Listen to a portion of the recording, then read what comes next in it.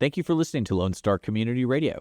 This program was broadcasted and recorded live from the LSCR studios in downtown Conroe, Texas.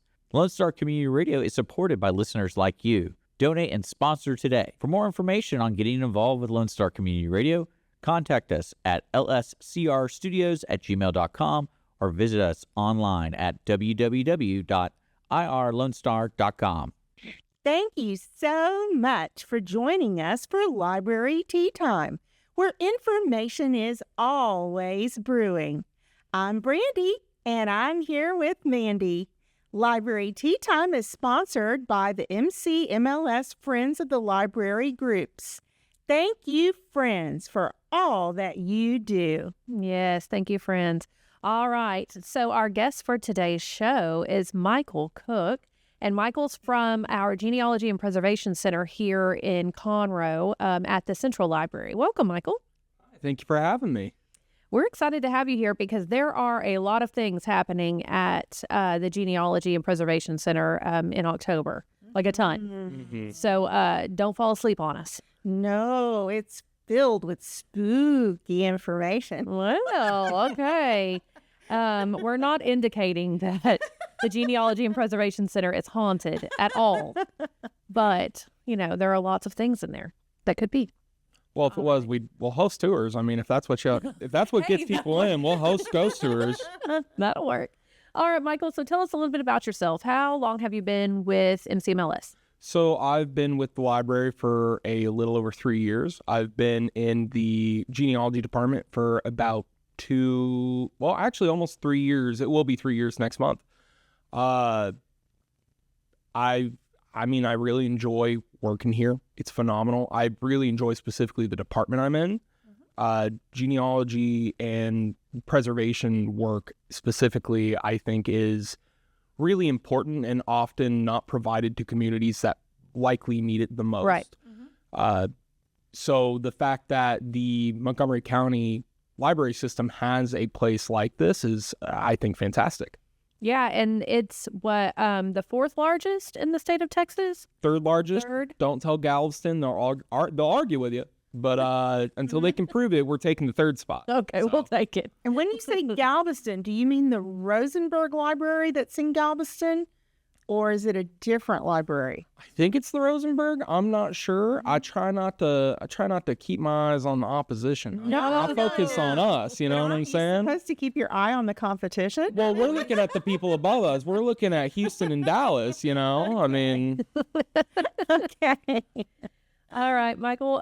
So do you have any hobbies outside of genealogy work? Oh gosh. I do a lot. I play card games. I play video games. I watch movies, read books. A lot of it is luckily kind of loops back into the work I do in genealogy, with at least a lot of the skills pulling over from there. Mm-hmm. So it doesn't feel like I'm working too hard when I'm here, just because it's stuff I'm used to doing, with research and in-depth reading and trying to place things together. Right. Okay, cool. Yeah, that's about like me and Brandy. We like to talk. Oh my So here we are. Does it show? And we meet no strangers. No, absolutely. Never met one. Yeah. So there you go. You do what you love. All right. So you are in the Genealogy and Preservation Center, which is upstairs, second floor of the Central Library, correct? Yep, that's correct. All right. What hours do you guys hold? So we are open Monday through Thursday from 9 a.m. to 6 p.m. And then Friday and Saturday, it's 9 to 5, just like the Central Library in that respect for Friday and Saturday. Mm-hmm. As soon as the library opens, you're able to get in and get researching. Awesome. Yeah, it's always, I wouldn't say crowded, but it's always full and being used. Yes. Every time we come up to do something, like we need to scan something for social media or whatever, there's always someone there enjoying all the little things that you have available. Yeah. So Laura, the lead librarian in the genealogy department, always has lots of things planned. Mm-hmm. And Michael's always running around doing the IT work. There you go. Yeah. Our IT guy at the library has a joke that I'm the genealogy IT with everything that goes on there. But on the matter of how busy it is, funny enough, a lot of times if you come in throughout the day, if you come in at 9 versus coming at 2, likely you'll see a lot of the same people from the morning and the afternoon, just because we have so much stuff in there and so much that you can do as far as not just research, but the preservation, that genuinely people will stay there for the whole day and get all the information they need. And even then they'll have to come back the next day and the day after that, because it's not enough time to get everything done. Right. Exactly. So what exactly do you have in there? Like, what types of equipment do you have to preserve our memories? So for preservation equipment, right now we have a high-speed photo scanner. It can do about 25 photos in a minute, and that's front and back. And we have a Epson slide scanner. So that's able to take your positive and negative photo slides, photo strips, anything like that, and digitize them as well. Now, that machine can also scan at a very high quality. So if you have photos that you want professionally touched up, if you are a whiz in Photoshop or, intend to keep them forever, put them in a magazine or anything, you can scan at a really high quality with that. We have an 8mm to MP4, so that's the 8mm videos to a more modern format. VHS to MP4, so if you have the old cassette tapes, we can get those through. We have a overhead book scanner, so if you have photo albums or old books, or let's say like a family Bible, that's something a lot of people come in with that's very brittle. It's a scanner, so you don't have to put any weight or any pressure on the book, so it can keep in as good condition as possible. Right. That's awesome. Yeah, because it's not just about preserving the information for future, but hopefully if we can provide the tools and the know-how to actually keep the materials good, then that's the ultimate goal. It's not just get it onto a flash drive, but hopefully we can get it onto a flash drive and save the original stuff as well. And we got a lot more coming too. So we're going to have audio equipment coming soon where you can transfer different kind of audio equipments like cassettes and micro cassettes and things like that. Okay. We're going to have newer equipment for what we already have. So it's going to be faster, a little more updated, more options for people to use. We're going to have a wide format scanner coming in soon. So we've had people come in with maps or come in with this is a real funny one we get sometimes, but like a wall-sized pedigree chart that their grandparents did, and it's like 20 generations. Yes, yeah. And we're going to have a wide format scanner so they can go ahead and scan that as well. Awesome. That's great. And a lot of that was made possible, all those updates, by that recent grant that you got from the Mellon Foundation. About 2 years ago, I guess it's close to 2 years now, we put in for a $500,000 grant to the Mellon Foundation. We got it. It's going to include upgrading not just the preservation equipment, but the room space itself and actually community outreach. So with this grant, we're going to be able to go out into the community. That means other libraries, community centers, parks, anything we kind of want to do to host little preservation events where people can preserve their photos or memories with us, but not necessarily have to. Some people can't make it down to the library, so we're going to bring it to them. And what will you be driving, Michael, when you do these things? Jealousy. We are so jealous.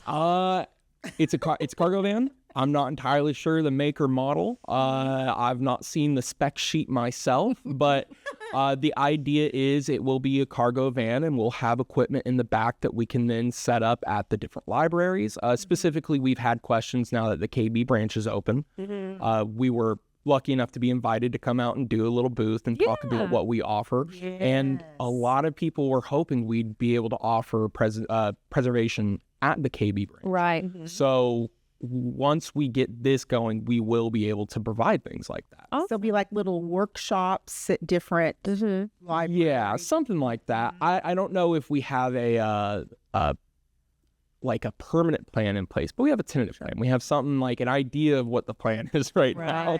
When people find out about that type of outreach where you're able to bring that equipment, on the premises of wherever they are, you're going to be booked up all year. Oh, yeah. It's going to be crazy. That's the hope. It's really important to us that we do go out into the community and help the community in general. We also, part of this grant was getting a Spanish-speaking employee in the room to help, because Conroe has a very large Spanish-speaking community.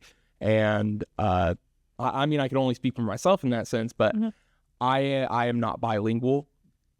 I wish I was. I've tried so many times, but the fact that we now have someone in the room that can help that large portion of the community, where before we weren't fully able to support as we wanted to. And a lot of the efforts towards that is actually to support them as well. That's awesome. Super. That's wonderful. You know, I talk to people all the time about the equipment that you have.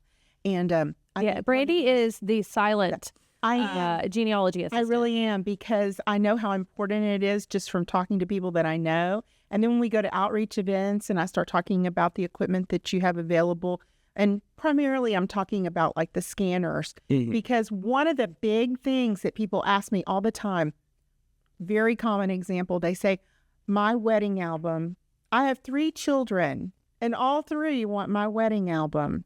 And I say, you need to go to the genealogy department, because they can scan it and save it to, would that save to a flash drive or to a CD or DVD? So it's going to save to a flash drive first. It would. From there, you can put it on a DVD. You can put it on a CD. Now, not entirely sure why people would, but we do have fringe cases where sometimes DVDs or CDs are easier to access. But we have the ability to transfer to SD cards, CDs, DVDs outside of the USB as well. So we'll try to accommodate people wherever they can, because everyone has a little bit of a different need, especially with the technology that they themselves are familiar with. Right. And that way they can just take that flash drive, for example, if you saved it to a flash drive, and just plug it into the port at the side of their smart TV and have a slideshow. Thing. It's wonderful. It's wonderful. So certainly I just want to make sure that I said something about that, because I get that question a lot. Yeah. And that's especially the photo scanners are probably our most used item as far as our preservation work goes. Now, we have a lot of stuff on the genealogy side. We have about 40,000 individual items that people can use. We have access to things like Ancestry, and I would say those are still probably our bread and butter. But as far as preservation goes, the photos are our most popular item that people are the most excited to use. Yeah, I think everyone has a shoebox of photos under the bed somewhere. Just one?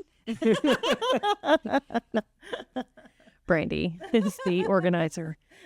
So when I go up there, so my family is from Montgomery County and has been for a long time. And I always try to like find some information. So you guys have a ton of books, like you said, 40,000, you said? 40,000 items. Now that does include things like maps and microfilm, but it's over 40,000. So we could have over 40,000 books alone. And that's not including as much as we're adding, because we're still adding books, you know, as often as we can. Absolutely. And you guys take donations, correct? Yes, we do. The big catch on that is just we try not to get duplicates. Right. If possible, we try to, of course, make sure what we have first, not to discourage anybody. It's just more of a, if we have duplicates, we will warn people. Like, all right, you sure you don't want this back? Right. But we're always happy to take anything that we can for the most part. And you guys also have yearbooks?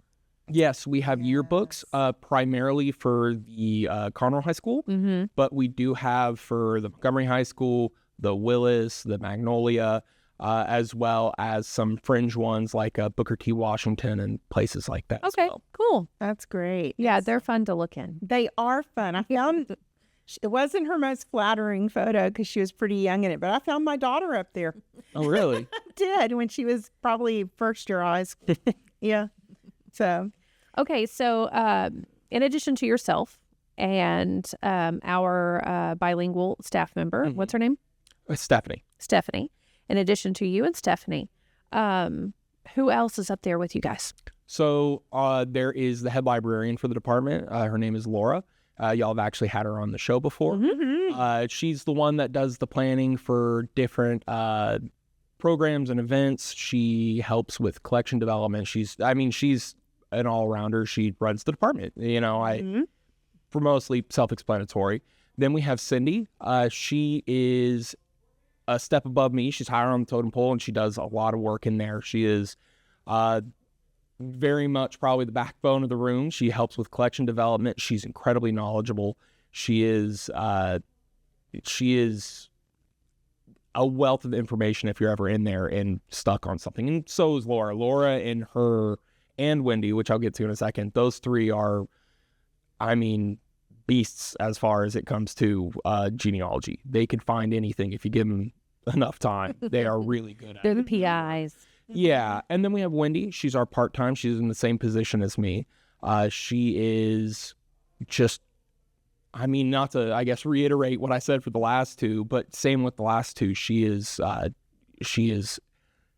without those three, I think the room would would be severely, what's the right word for it? Wouldn't be as good as it could be, because those three alone, outside of all the books, are a wealth of information. Right. They are phenomenal. So 5 of you in the department. Yep. In the 3rd largest genealogy Yep. and preservation center in Texas. Busy. Yeah. Yeah. And a lot of days we are all 5 of us just nose to the grindstone with everything we try to get done to help the community. Yeah, we have you just for this show, the duration of the show. And when you get back, Michael. Yep, I already have a laundry list of things I need to do. Your phone's ringing. All right. So what is your favorite part about, I know we probably touched on this, but what is your favorite part about working in a library? Favorite part of working in a library? That's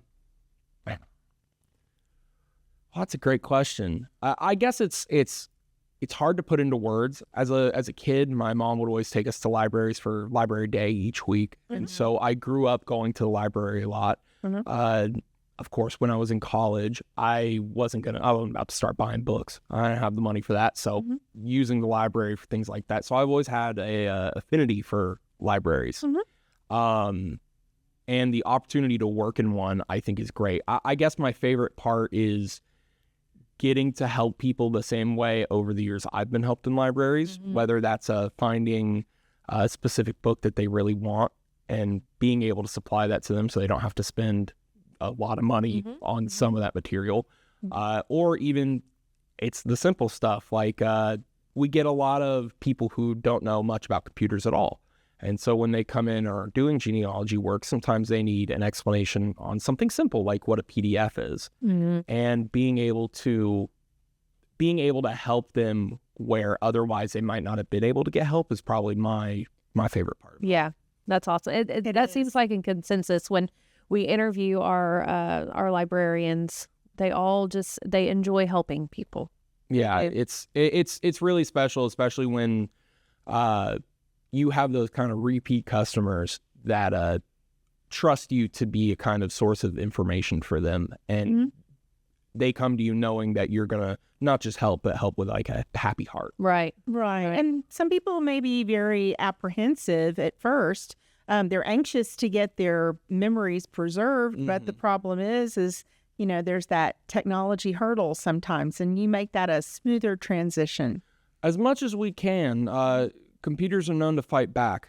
As far as I could tell you stories. Yeah, as far as trying to get everything to work as intended, sometimes it is a Sisyphusian task. It is constantly an uphill battle. But if we can even make it the smallest bit easier, then it's worthwhile. That's awesome. Right. And you establish such great relationships with people in the community too at the same time. So yeah, it's such a worthwhile endeavor. Yeah, it really is. It really is. Yay! Michael, go genealogy. All right. So, Brandy, let's go ahead and get to some events from our events calendar. So you could go to countylibrary.org and click on our events calendar, and it will open up a world of possibilities and programs for you. October is very full. Extremely full. So we're going to try to just touch upon a little bit of them, and then we're going to give Michael an opportunity to talk about some things that are happening in the genealogy department. So first, our newly named and newly placed library, Kevin Brady. Yep. We call it KB for short. KB, that's the branch. October 9th is hosting a ghost painting teen program from 5 to 6:30. And each team will get to make their very own ghost painting on a wood slice to take home. So all of these things are very much geared toward the holiday season, I think.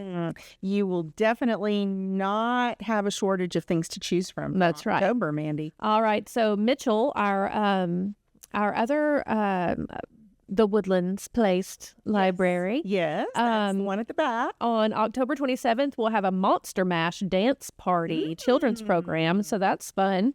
Ages 0 to 5 can come in your favorite crazy socks and get your wiggles out with a kid-friendly tune and lots of balloons. Oh, Sounds right. like fun.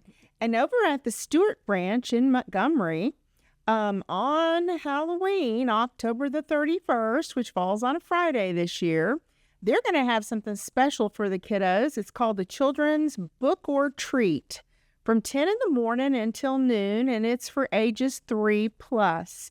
Children can join them for in costume or not, whatever, but it has to be a friendly costume, nothing too scary. And they can visit the children's desk for a special book treat. They'll have games and craft activities and will be out and about with all of these cute patrons. The Metter branch on October the 28th. Okay, this is the one that I really wanted to highlight. Brady's like, I want to talk When about I this. saw it, I wished, well, I wish more often, but actually I wished that I could be a teen so that I could go to zombie Barbies. Oh my goodness. Now I'll tell you, apocalyptic type things, dystopian type things, that's more Mandy's thing than it is mine. But when I saw this little thumbnail of these Barbies and what they had done to them, I just thought it was the cutest thing in the whole world. It's a teen program over at Metter, and it's going to be on October the 28th, as I said, from 4 to 5 in the afternoon, and it is going to be for ages 12 through 18. So you might be asking already, do I need to register? For this one, it's all free, but you do need to register for it because they provide the art supplies. Can you bring your own Barbie? You need to make her into a zombie? Yep, you can bring your own Barbie, but if you forget her at home, they do have one for you. They'll have treats, Halloween music, so it's going to be a good time to be had by everyone. And that one's on October 28th? Yes, October the 28th for the zombie Barbies. And over at the Magnolia branch on October the 14th, they are going to have a fall fest. Now, this is going to be a children's program from 10 in the morning until noon for ages 0 to 5. But this is the second year they've done this. And they're going to have like a carnival type thing where they're going to have games, crafts, and fun. So it's sort of like a come and go event. It doesn't necessarily start right at 10. So you can just drop in, stay a little while, or stay the whole time. But these are just a few of the wonderful events that are available to you for October. Right. So over at our Central branch on October 9th. So, Michael, this might be where we start a new program. Okay? They are having an adult program, Ghost Hunters Chat. Did you know about that? I didn't. But the problem is I kind of have to avert my eyes from some of the programs because the problem is I always want to sneak away during my shift and go do things. Exactly. So I try very hard to be like, no, I gotta stay in my lane because I will sneak off if I am not watched. So the Spring Paranormal investigators will be there at 6 p.m. and they'll discuss all things ghosts. I wonder if they'll visit the genealogy department. They might. I mean, you guys always have it decorated and they're really cool. It's always cute. It's like very Victorian. Yep. Creepy. Yes. Halloween's where we go all out. I mean, we have a lot of information about people that aren't with us anymore. That's right. So we got to honor it any way we can, right? That's right. All right. And then over in Tullis, October 1st, we're having a children's costume boutique. So this is really, really cool. So we've asked for the past several months that, if you have a used or new children's costume that you'd like to donate, that our Tullis Library over in New Caney takes them. And then at the beginning of the month, in October, they do a children's boutique. So you could go in and get a costume for free. That's a boutique? Yes, Brandy. Children ages 0 to 5 can come in and shop for a free children's costume. And that's really cool. I like that. I know when I worked for the school, we would always try to collect costumes to make sure, everybody has a chance to join in on the fun, all the littles. That's fun for them. And it's fun for us, too, because we're going to dress up in costume later in the month, and we'll talk about that later. Oh, I know. Yeah, I'm excited. Yeah, we love to do that. All right, Michael. What's going on in the genealogy department? So I'll try to keep it relatively brief, but we do have a good bit. As far as what we have every month, the first Tuesday of every month, we do have a book club. So the books that are covered there, they can be nonfiction, they can be fiction, they can be memoirs, anything like that. And typically it will have to do with some portion of history or someone's personal family life and things like that. Great reception from the people that have joined the books that have been chosen. A lot of them, most people seem to really enjoy. So that's a great one to come out if people are still looking for a right. book club. So the one in October, I looked, it's like someone in my family's murdered someone. What is it called? I'm not entirely sure of the name of the book. This is a Laura program. Okay. She's the one that hosts the book club every month, and she picks the books. And it was interesting. I read the synopsis, and I was like, "This sounds like a fun book." Mm-hmm. A lot of the books are very fun. That it sounded like a fun. And I'm not, like Brandy said, I lean more toward the fantasy, dystopian, sci-fi, world, and historical fiction or historical nonfiction. I know, blasphemous, but sometimes it hits just right. Yeah, I was like, "Ooh, I might try." October. I know. All right, what else is going on? So on the third Friday of every month, we actually have a brick wall group. So this is for any genealogist out there. You can be an expert, you can be brand new. It doesn't matter because every genealogist eventually will have a brick wall. And that means they get to a point in their pedigree chart that they are looking at someone and they just go, I got no clue where this guy is. He's just a ghost. After this certain year, he just disappears. And so what you can do is you can either come and participate and watch, learn some new techniques to try to get you past that brick wall. Or if you are chosen, or if you want to, you can actually submit a form of who your brick wall is. And the people who host it will work on that brick wall and see if they can't not necessarily find the solution, but find the path forward. Okay. It's rarely ever as simple as just handing a piece of paper and saying, "Here you go. That's what you're missing." But they will offer a way forward that primarily they might not have had before. Right. There's a lot of different techniques that even the most seasoned genealogist might forget to employ. Right. Okay, So, cool.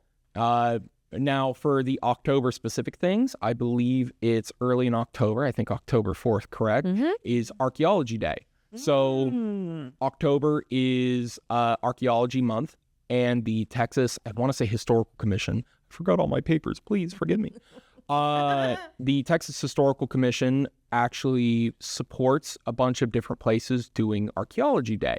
Now, Archaeology Day is later in the month, but like the official one where all the stuff is going on. But we decided to have it a little earlier, and that includes things like pinch pot kits. So, nice. And that's, you get an actual piece of clay and create a pinch pot. That's something you'd often find at different archaeology digs. Right. Last year, we had archaeologists at the library showing off finds, not just from around Texas, but actually specifically here in Lake Conroe, where they've found a lot of things like arrowheads and pieces of pottery, different things that are obviously man-made and for a while were lost to time. And last but not least, for smaller kids, although, we appreciate all ages coming in, we do have a simulated dig as well, where we're actually going to let people dig through simulated patches of earth, much like you would at an archaeology site, and see if you can't find anything man-made in those simulated digs. Neat. The textural experience. Exactly. Some people learn by touch. That's the truth. And then we also have on the 17th the Genealogy Jamboree. So this is going to be a day full of webinars. This I actually do have notes on, I promise you. So it's going to be all day starting at 9:15, going all the way until 4 o'clock. At 4 o'clock, we'll start wrapping up and things like that. But we invite anyone to come out. Now, these webinars can cover things like how to begin your genealogy. It's things like following a civil case through documents filed in courts, resources for the New Orleans area, researching Scandinavian ancestors. It's kind of bouncing all over the place. And even if, let's say, you don't have a Scandinavian ancestor, the tools that they talk about in the webinar can typically, a lot of times, be applied to whatever you are looking up. So it's a great day to come out, spend a whole day at the library, do some research with our books, online on Ancestry, utilize our resources while also learning about new resources through these webinars.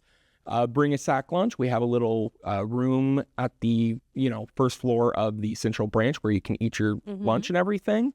Come spend the day with us and watch a bunch of different genealogy webinars. Yeah, That sounds like fun. That's another one of those, like, we're in the same boat, Michael. We can't look at what people are doing because we want to join in on the fun. Yeah. Yeah. And we're real lucky. I will mention that this is hosted by the Waco Library and a few other people. And unfortunately, again, don't have my papers, but this is held all over the state. We're lucky enough to be a part of it. And so if you would like to join us, come join us. It is a hybrid event this year. So if you can't make it out, please still register online. Okay. And we can actually send the links out so you can watch the webinars alongside us, even if you're not able to make it out to the library. Awesome. Okay, so you could find that registration at countylibrary.org.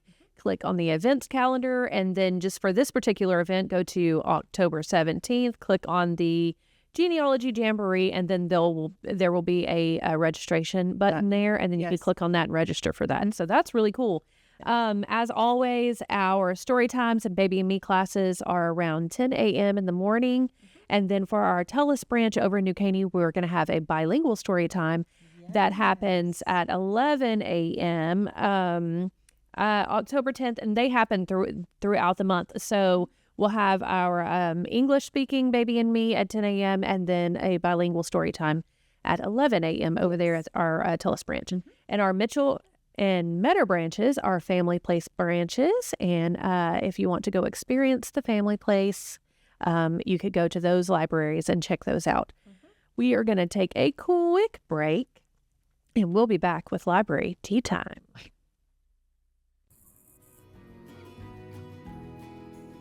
Montgomery County Memorial Library System has 7 branches across the county.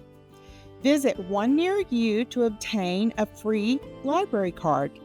For more information about this and free events offered, visit our website at countylibrary.org.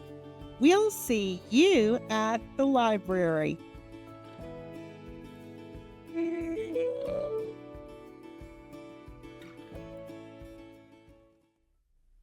All right, welcome back to Library Tea Time. We have our guest, Michael Cook, from the Genealogy and Preservation Center at our Central Library. All right, Michael, I don't know if you know, but it's time for Brandy's Brainbusters. Uh-oh. Okay. Yes. Brandy is our factual queen, and she knows all the things, and she tries to give us a brainbuster, and one person has gotten the answer in the entirety of our show history. Uh-oh. One person. So, Michael, I am I'm hoping you get it, man. All right, so here we go.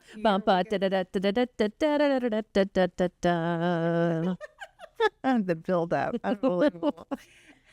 Okay, so for today, here's the question. Can you tell me, anyone here, what is the largest library in the whole world? Real or fake? Or real or supposedly real?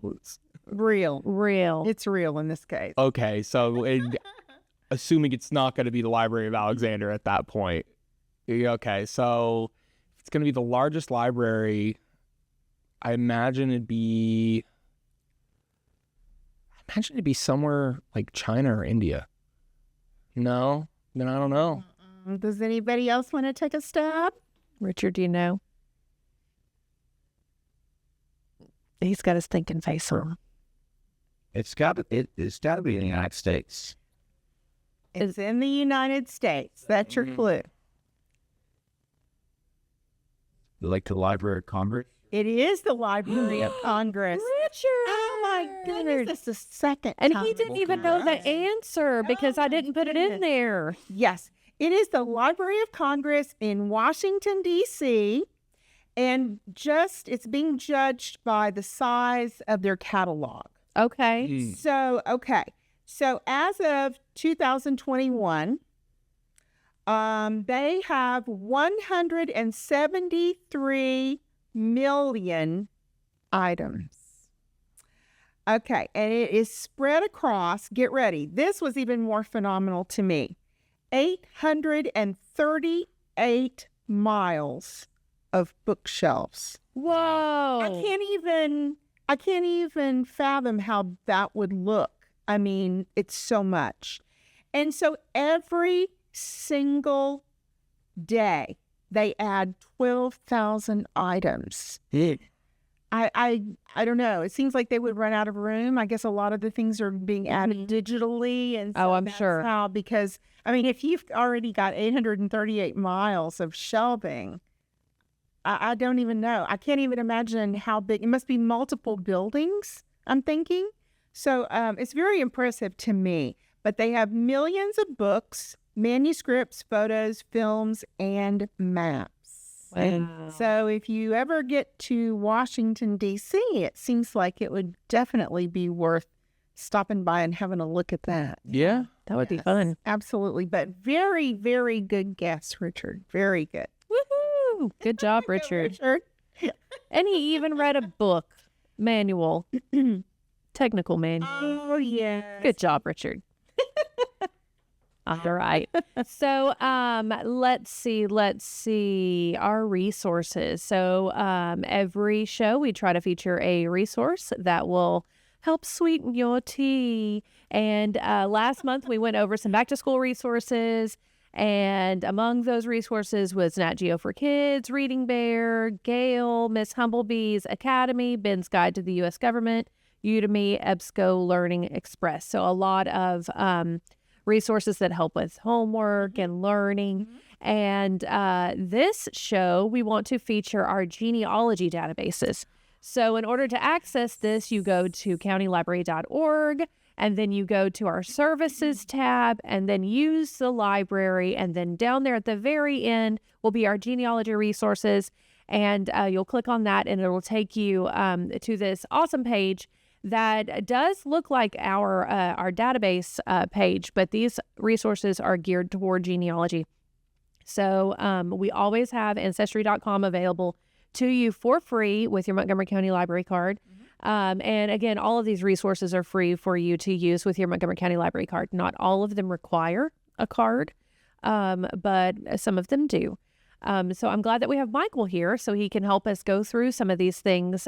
So we know what American Ancestors is, and that and Ancestry.com is only available inside the library. So you could come into the library and use one of our computers or use your computer, right, Michael? Yeah. So, see, I don't need notes on this one. I do this every day. There you go. Ancestry, it works on any library computer, whether or not it's in the genealogy room, in the central computer lab, or at one of our 7 branches. So even though there's not a genealogy room at the Kevin Brady branch, you can still access both American Ancestors and Ancestry as long as you're on our computer network. Right. Doesn't have to be our computers. You can bring a laptop. The other ones, I think there's one more available in library only. I think it's the...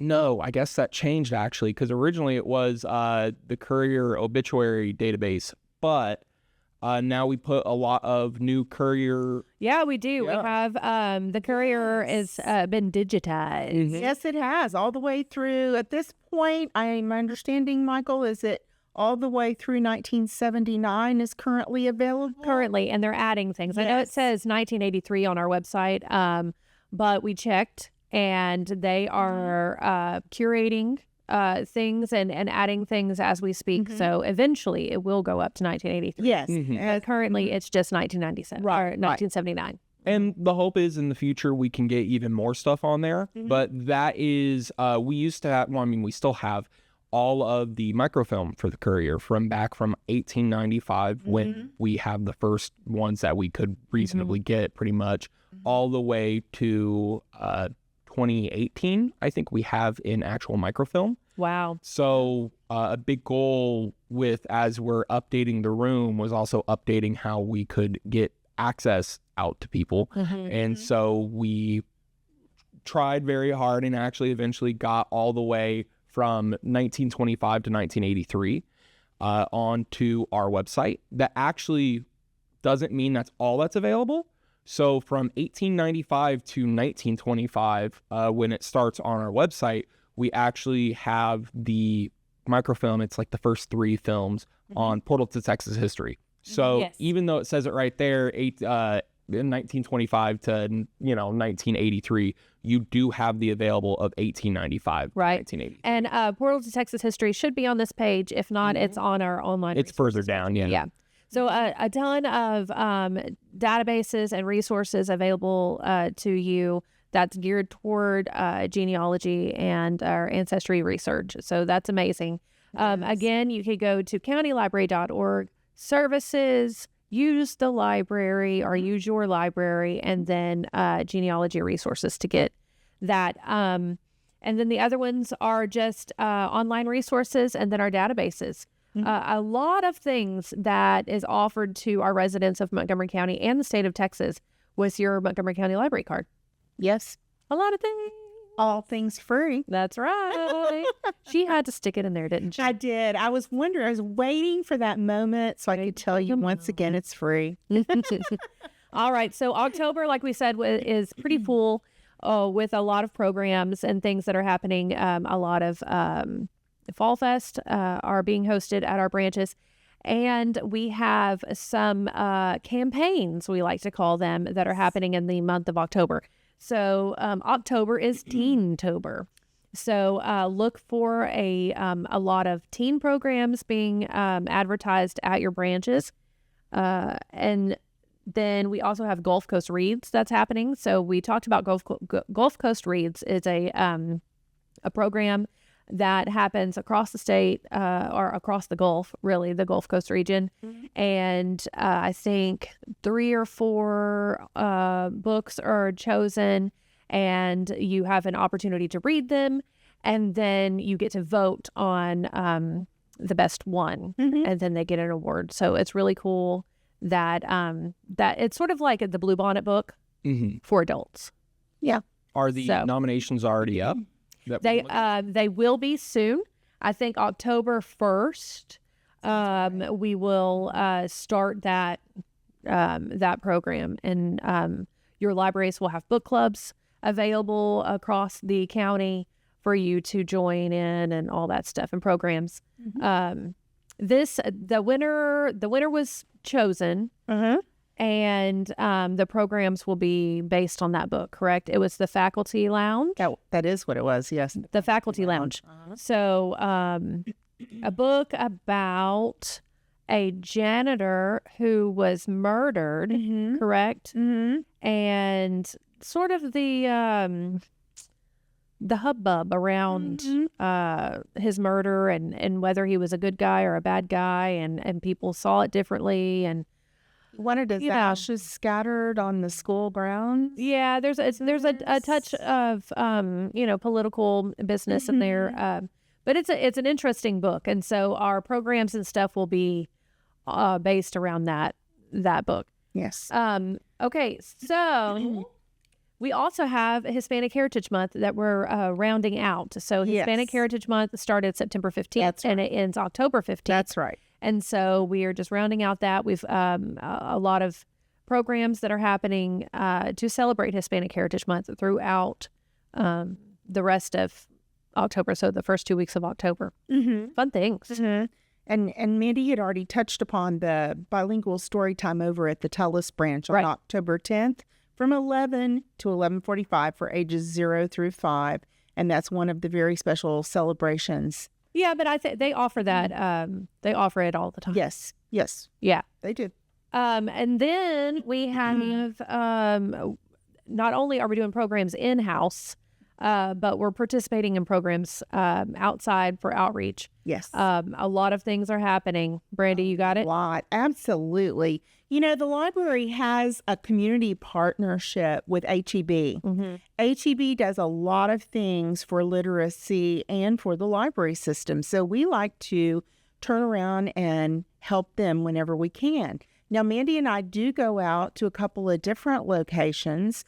A lot of times we are at the Spring Creek location on Riley Fuzzle, and sometimes the Harper's Trace location on 242. And we do in-store sort of impromptu story times. In the produce section. Yes, in the produce section. So you get fresh reads in a fresh atmosphere. But anyway, so we are actually going to join HEB at the Harper's Trace location on Halloween Day, October 31st. From 10 in the morning until noon, and it's going to be a very special Halloween story time. So we can't wait. Somebody told me that the Sanderson sisters may be there. They must. Oh my goodness, I love them so much. Hocus Pocus is one of my favorite movies. So there's a lot of things going on, as we said before, in October, and HEB's just one. Actually, on October the 18th, there's so much going on. It's incredible. Not only is there the Woodlands Wildflower Festival happening over at Rob Fleming Park in Creekside. That will be from 10 in the morning until 2 in the afternoon. So that's a super event where you will find Montgomery County Library staff all set up and ready to sign you up for a library card and tell you all about the things that we offer. So that's definitely something you should have on your radar. But also the same day, October the 18th, we have a community partnership with the Interfaith Healthy Kids Festival that day. And that's something that will take place at Sam Houston Elementary. That's up in Conroe from 8:30 in the morning until 12:30. And that's a super thing because there are doctors and nurses that will be there that day, and they'll do health screenings. They do immunizations. I think they even have a dentist on board to do dental exams. And then sometimes the Lions Club comes out and does vision. Yes, vision testing, that kind of a thing. And then, of course, there's things that they're like nutritional guidelines and programs they have going on there. And we're there just because we love it. And we want to tell you all about the wonderful books and resources that are in the library that can support your health. And that's just one thing that we do. It's always a party at those interfaith. Like Is. that DJ, they have a DJ. Yes, there's and a DJ. nonstop. Like there's no pause. He doesn't pause. He's enjoying himself too much. Nonstop. It makes the day go very quickly. And we have a lot of engagement with all of the patrons that come through. So that's something where we're going to be, and we can't wait. Yeah. Yeah. All right. So we have some of our friends are having a book sale at the first week in October. I think it's the 2nd, 3rd, and 4th of October. So at our Central Branch location. So you could come to the book sale. You could. At our Central Branch location. And then you could go upstairs and go to the Genealogy and Preservation Center and make a day of it. I mean, it sounds great to me. I've been trying to convince the powers that be that we need a coffee shop. But nobody's listening to me. I don't know if coffee and paper go well together. I feel like that But causes it smells trouble. good together. It's wonderful. I mean, yeah, it smells good together. It does. Maybe just a coffee shop in the back. That's fair. Yeah. Okay. I'll just use the Mr. Coffee. Brandy's Brews. Brandy's Fruits. But you can find out more information about our friends book sale by following them on Facebook. I think it's Friends of the Conroe Library. Library Friends of Conroe. That one. Library Friends of Conroe, and you can follow their Facebook page. You can also follow our Facebook pages. We are MLSTX on Facebook, Instagram, and YouTube. So you can follow us. You know, Mandy, this is the big fall book sale. Yes, it is. At the Central Library Branch. And it starts on October the 2nd at noon through 5 that evening. And that is like the big thing. There's usually a nice little line snaked through the children's department or through the front hallway. There is a preview entrance fee on that one of $5 per adult. However, there are no entrance fees on Friday, October the 3rd or Saturday, October the 4th. And both dates, on Friday, they'll be setting up from 9 a.m. until 4 in the afternoon. And on Saturday, it will be 9 a.m. to 2 in the afternoon. And remember, as always, on this huge fall book sale, on the last day, they have what they call a $2 bag sale, which means they give you like a paper bag. You pay the $2. You can pick up as many books as you want. That fit in the bag. Yes, that fit in the bag. Yes, I should have said that for sure. But that's always a very popular feature that they offer. So that's something that you definitely might want to investigate. Yeah, my grandbaby has a large library already. He's 10 months old. But it's because I get a lot of books from the book sale. Yes. You know? Well, the great thing is, too, I know, especially when I was younger, me and my dad would go to them. It's surprising because you can find a lot of new books. I mean, we found some of the newest, like I remember Lee Child books there when we went, but you can also get things for school. So I know in high schools I had to read like the Odyssey or the Iliad. Those are there. A lot of classics, a lot of sometimes you'll find textbooks, sometimes you'll find genealogy books. Really, even if you're not looking for anything in particular, it's really worth going down there because you just might strike gold going through it all. That's right. Never know. That's right. And all funds that are raised go back into the library. Yes. So that's awesome. It is awesome. Absolutely awesome. And also, they have a huge selection of children's books. And those are usually sometimes they're a quarter, sometimes they're 50 cents each. But what great stocking stuffers, for holidays that are coming up. And since it's held in the fall, it's just perfect timing. Yep. And of course, you got to find something to fill the Halloween stocking. I mean, you got to find something. The Halloween stocking. The Halloween witch's hat. Exactly. That's nice. Or the pumpkin head. No. The witch's hat. The Halloween stocking is good. That's the one that's orange and has the stripes on it. Yeah. That's kind of cute. Yeah. I mean, you got to wear socks every holiday, not just Christmas. I don't know why we're limiting stockings to That's one. true.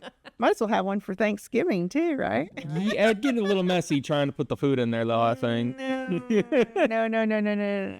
All right, Michael, thank you so much for joining us today. We had a lot of fun spilling some library tea with you. Yeah, thank y'all for having me. It was really great. Yeah. That's great. Our library friends provide additional funding for programs and events that take place throughout the year. Their generosity and volunteerism know no bounds. Thank you, friends. Make sure to visit one of your local county libraries for a free library card. Now go read!